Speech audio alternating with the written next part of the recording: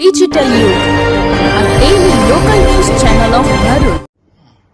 અંકલેશ્વરમાં થર્મેક્સ નામની એક ખાનગી કંપની દ્વારા 5 જગ્યાઓની ભરતી માટે અમુક વર્ષના અનુભવી અને અમુક લાયકાત ધરાવતા ઉમેદવારો માટે લોર્ડ પ્લાઝા હોટલમાં વોક-ઇન ઇન્ટરવ્યુ રાખ્યું અને આ ઇન્ટરવ્યુની જાણ થતાં જ આજુબાજુ વિસ્તારમાંથી હજારો યુવાનો પોતાને નોકરી મળવાની આશાએ ત્યાં પહોંચી જાય છે અને ત્યાં અફરાતફરી સર્જાય છે, પડાપડી સર્જાય છે અને ત્યાં હોટલની રેલિંગ પણ તૂટીને કેટલાક યુવાનો નીચે પટકાઈ જાય છે.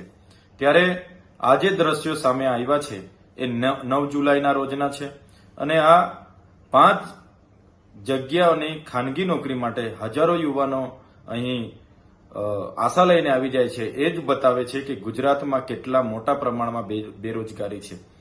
એક બાજુ ભાજપ સરકાર ગુજરાત મોડલને પૂરા દેશમાં રજૂ કરે છે. છેલ્લા 30 વર્ષથી ગુજરાતમાં ભાજપની સરકાર છે, છતાં ભાજપ સરકાર ગુજરાતના શિક્ષિત યુવાનોને રોજગારી આપવામાં સદંતર નિષ્ફળ નીવડેલી છે. ત્યારે આજે ગુજરાત મોડલ એ બેરોજગારીનું મોડલ છે અને જે શિક્ષિત યુવાનો સાથે અન્યાય થઈ રહ્યો છે. જો આવી ખાનગી નોકરીઓ માટે આટલી પડાપડી થતી હોય તો મને ચોક્કસ એવું લાગી રહેલું છે, એવી ભીતિ સતાવી રહેલી છે કે આ શિક્ષિત બેરોજગાર યુવાનો આવનાર દિવસમાં ગુજરાતમાં કંઈક નવા જૂની કરશે એના એંધાણ અત્યારથી જ વર્તા રહ્યા છે.